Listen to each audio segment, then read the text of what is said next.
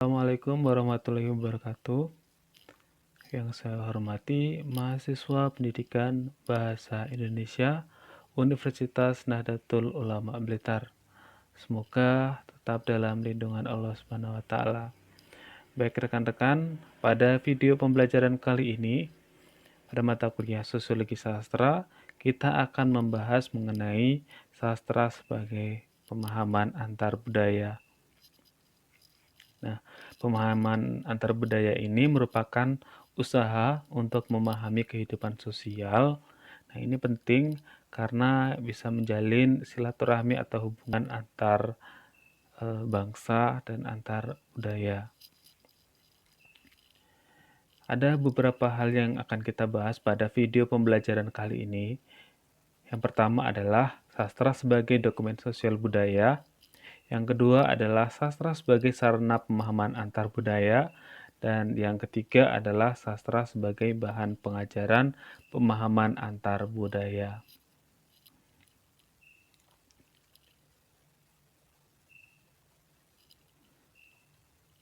Pada bagian pertama, yaitu sastra sebagai dokumen sosial budaya. Nah, sastra sendiri tidak lahir dari sebuah kekosongan, tetapi sastra itu lahir dari atau muncul dari suatu masyarakat yang sudah memiliki tradisi, adat istiadat, konvensi, keyakinan, pandangan hidup, cara hidup, pola berpikir, dan berbagai hal mengenai kehidupan masyarakat. Nah, hal-hal tersebut itu dapat dikategorikan sebagai suatu kebudayaan. Nah, sastra lahir dari kebudayaan tersebut. Nah, sastra itu yang lahir dalam sebuah masyarakat itu paling banyak mencerminkan kehidupan sosial budaya masyarakat tersebut.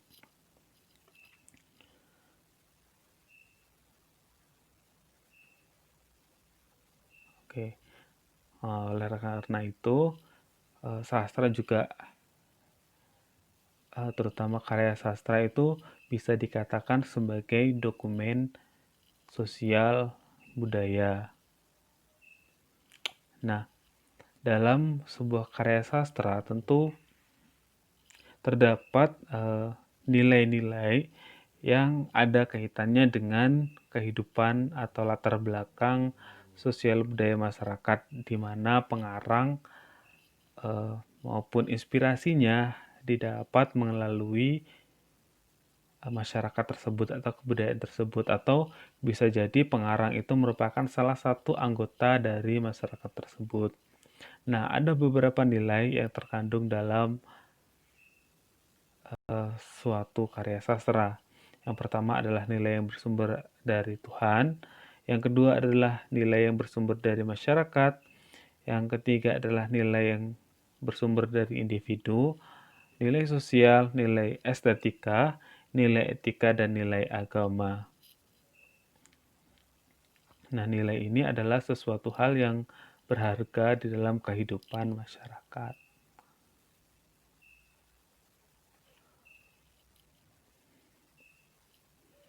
Oke, dari penjelasan tersebut ada 3 poin yang tidak dapat terlepaskan. Pertama adalah sastra yang lahir dalam sebuah masyarakat. Yang kedua adalah kehidupan sosial budaya masyarakat, dan pengarang lengkap dengan idealisme.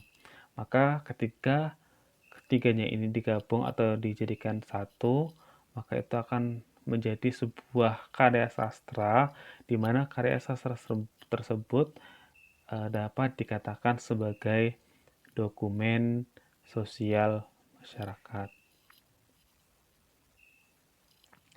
atau sastra sebagai dokumen sosial budaya.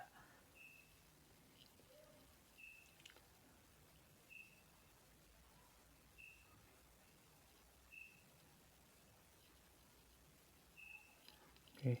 Yang selanjutnya adalah sastra sebagai sarana pemahaman antar budaya.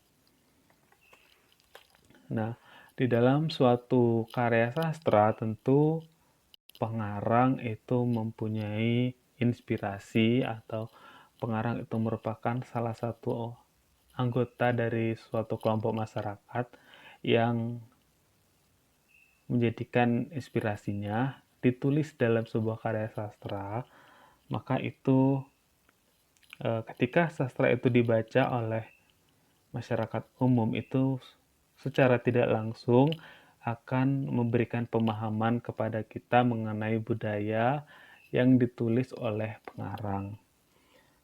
Nah, banyak orang yang membenarkan bahwa sastra fiksi atau bersifat mendokumentasikan kehidupan sosial budaya masyarakat. Nah, dijadikan penulisan karya itu yang mengangkat latar sosial secara tipikal. Nah, secara tipikal ini biasanya seorang sastrawan dia akan menuliskan sebuah karyanya, misalnya novel itu secara khas,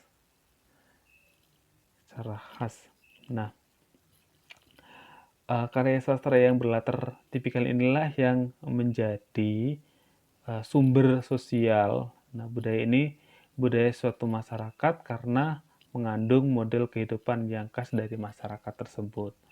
Nah, ini ada beberapa contoh dari hal-hal tersebut. Yang pertama adalah novel Burung Manyar karya Y.B. Mangunwijaya, novel Bila Malam karya Putu Wijaya, dan yang terakhir adalah Sri Sumarah dan Pengakuan Pariem karya Lindu Suryadi. Nah, yang pertama itu adalah tentang kehidupan suatu kota yang menunjukkan suatu kota yang dicirikan sangat khas di kota tersebut.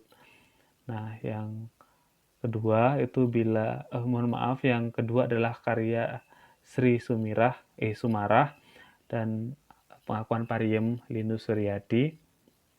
Nah, ini menceritakan kehidupan orang-orang Jawa, diceritakan secara khas di dalam dua novel tersebut. Dan yang terakhir adalah Bila Malam Bertambah Malam karya Putu Wijaya dan I Swasta Setahun di Dahulu. Nah, ini menceritakan tentang kehidupan di Bali. Nah, ketika orang-orang itu atau penikmat karya sastra itu membaca karya sastra tersebut, maka secara tidak langsung dia akan memahami suatu kebudayaan dari novel tersebut yang ditulis oleh pengarang. Oke, yang selanjutnya adalah, nah ini dengan demikian membaca karya sastra tersebut secara tidak langsung maupun langsung itu khususnya bagi pembaca itu akan memahami, mengenal, dan mengetahui sebagian kebudayaan Jawa. Nah, apabila ini yang diceritakan adalah kebudayaan Jawa seperti itu. Yang selanjutnya adalah sastra sebagai bahan pengajaran pemahaman antar budaya. Nah, sastra sendiri memang seperti kita ketahui itu memberi dampak kepada pembacanya.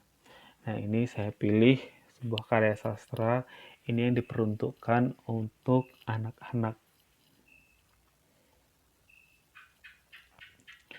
Nah, tentu ketika kita milih karya sastra untuk anak, kita harus sesuaikan dengan umur anak tersebut. Apakah sastra itu cocok untuk usia mereka atau tidak? Tetapi kita akan belajar di sini nanti mungkin ketika kalian semester 4 itu akan belajar sastra anak, itu akan membahas mengenai sastra-sastra yang cocok untuk anak. Nah, ini sastra itu sebagai pengajaran antar budaya. Nah, ketika disisipkan ketika sastra itu cocok untuk anak dan disisipkan kebudayaan-kebudayaan yang baik itu maka atau kebudayaan-kebudayaan yang misal Jawa, terus ada Sunda dan lain sebagainya, maka itu sebagai pengajaran pemahaman antar budaya. Nah, kelebihan-kelebihan tersebut tentu dapat dimanfaatkan untuk keperluan pengajaran pemahaman antar budaya kepada siswa. Nah, apalagi di dalam karya sastra itu juga dipahami bahwa dapat membantu anak untuk mempelajari bahasa kedua mereka melalui karya sastra.